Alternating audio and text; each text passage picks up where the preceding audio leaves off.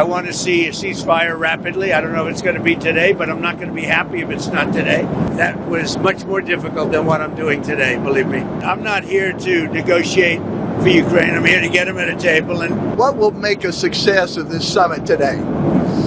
I can't tell you that. I don't know.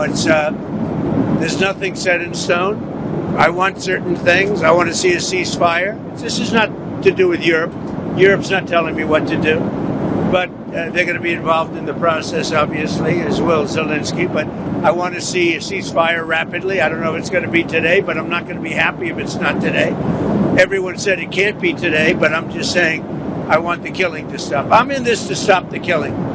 You know, we're not putting up any money. We're making money. They're buying our weapons, and we're sending them to NATO, and NATO's sending us big, beautiful checks. But that I don't care about that. I care about it was a big factor when Biden spent $350 billion and got nothing. But what I do care about is they lost last week 7,011 people were lost, almost all soldiers. 36 people in a town which got hit by a missile, but over 7,000 soldiers.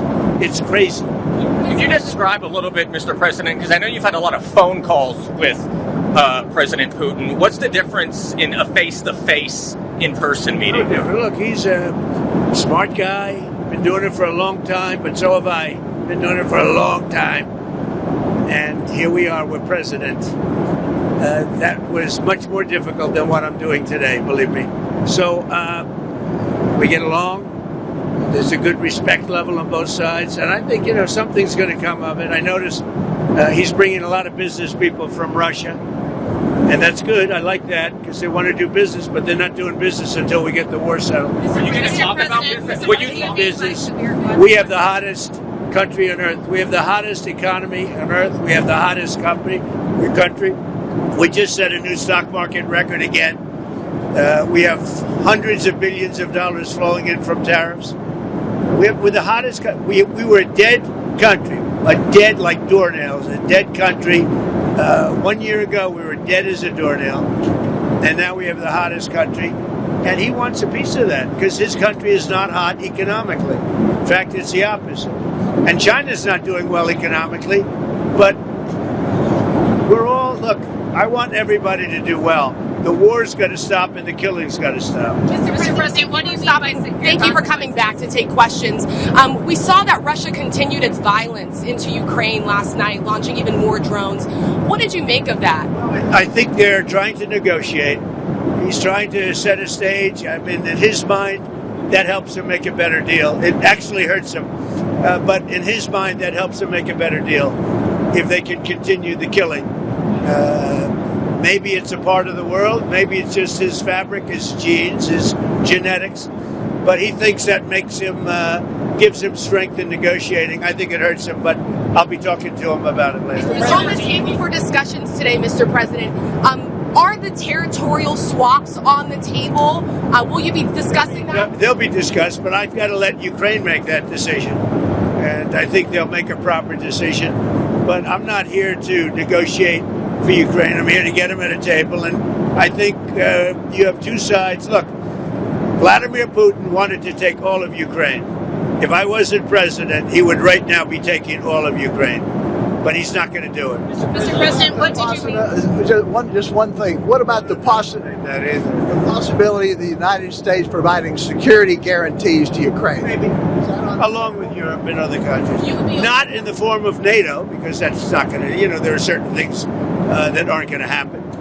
But, along with Europe, there's a possibility of that. Mr.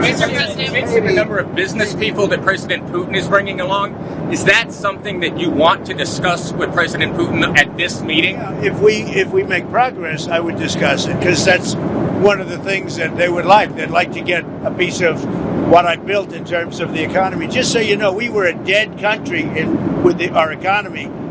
He wouldn't be interested. He wouldn't have been interested a year ago with the Biden economy. But he is interested in the Trump economy because wait till you see when those factories start opening up. We have hundreds of factories all over the country, and that includes auto factories, AI factories, and every other. They're all coming in because they want to beat the tariffs. Because if they open here, they don't have to pay tariffs. If they don't open here, they have to pay, in some cases, 200%, 300%. I haven't even set some of the tariffs yet. I'll be setting tariffs next week and the week after on steel and on, I would say, chips. Mr. President. Chips and semiconductors we'll be setting sometime next week after. You're looking at what rate? I'm going to have a rate that is going to be lower at the beginning.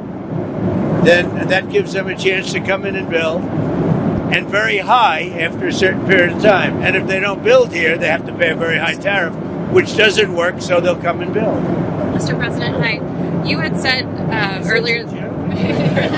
I didn't see you over there. Isn't he a gentleman? He's helping me out. He's a very nice, he's one of the few nice ones, actually. You had said earlier this week that Putin would face severe consequences if you get the sense from him that he's not interested. What do you mean by that? Economically severe. Yes, it will be very severe. I'm not doing this for my health, okay? I don't need it. I'd like to focus on our country, but I'm doing this to save a lot of lives. Yeah, very severe. Thank you very much, everybody.